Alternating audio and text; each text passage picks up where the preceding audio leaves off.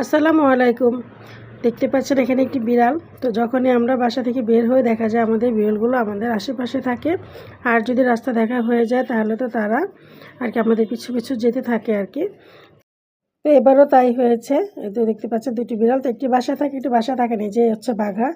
এই বাঘা বাসায় থাকে না কিন্তু সে তার ক্ষুধা লাগলে সময় মতো এসে আর কি খেয়ে যায়। তাকে খাইয়ে দিয়ে সে তারপর চলে যায়। তো আমরা যখন বের হই তখন আমাদের পিছু, পিছু দৌড়ে সে যেতে থাকে আর কি যে আমরা কোথায় যাই সে সেটা খেয়াল করে। তো হঠাৎ করে একটু আমার আব্বা আমাদেরকে বাইরে ঘুরতে নিয়ে যাওয়ার জন্য রাজি হয়ে গেল। যেহেতু সারা সপ্তাহ অফিস করে তাদের তো একটা রেস্টের প্রয়োজন।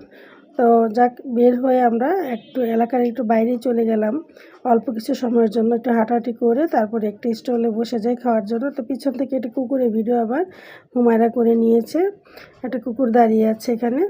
তো তেমন কিছু আমরা খাইনি, শুধু একটু ফ্রেঞ্চ ফ্রাই অর্ডার দিয়ে রেখেছিলাম খাওয়ার জন্য। তো তখন আমরা বসে, বসে একটু গল্প করি আর এই যে কুকুরের ভিডিওটা করে নেই। কথা বলতে, বলতে আবার ফ্রেঞ্চ ফ্রাইটা চলেও আসে। তো আর কি আমরা খাওয়া-দাওয়া করি। তবে যেহেতু রাতের বেলা বের হয়েছি খুব বেশি একটা খাবার করিনি, যেহেতু বাসায় রান্নাবান্না করা আছে। শুধুমাত্র জাস্ট একটু হাঁটার জন্য বের হয়েছিলাম। তো আশেপাশে বেশ অনেকগুলো কুকুরই ছিল। তো আয়েশা হুমায়রা দেখি তারা খুশি, সেগুলোকে তারা ভিডিও করে এবং খেতে, খেতে ২ টা সেলফি তুলে আমরা চলে আসি।